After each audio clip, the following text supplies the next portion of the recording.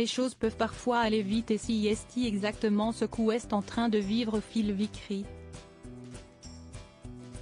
Champion du monde et capitaine de la sélection anglaise, l'ancien joueur n'a eu d'autre choix que de se déclarer en faillite personnelle. Si est une histoire qui se passe dans le milieu du rugby comme elle aurait pu arriver dans de nombreux autres sports.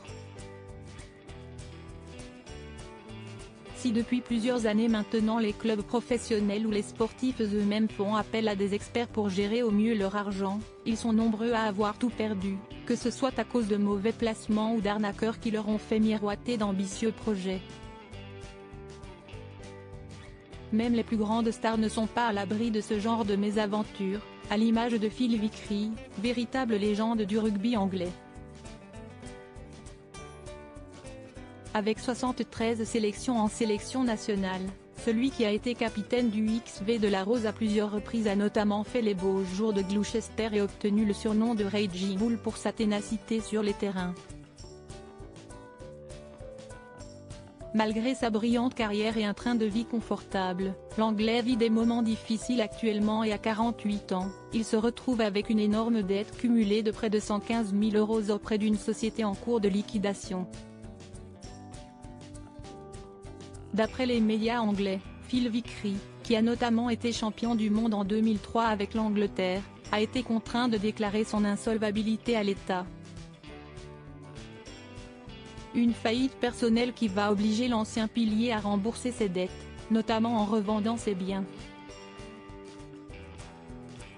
Pas le premier sportif à avoir des problèmes d'argent entrepreneur depuis la fin de sa carrière sportive en 2010, ce dernier a été contraint de démissionner d'au moins 4 sociétés pour lesquelles il travaillait, notamment de son propre cabinet de conseil en gestes. Une histoire bien triste. Mais Phil Vickry n'est pas le seul ancien sportif à avoir eu de gros problèmes d'argent. Dans une interview accordée aux Parisiens en 2022, l'ancien footballeur du Paris Saint-Germain, Ludovic Diuly, expliquait avoir été victime d'une escroquerie à plusieurs millions d'euros. Une situation problématique pour l'international français, qui a perdu très gros dans cette histoire. On a calculé que si je n'avais pas versé ces 5,3 millions d'investissements, j'aurais évité de perdre 2,7 millions. J'ai clairement le sentiment de m'être fait escroquer, expliquait-il à nos confrères.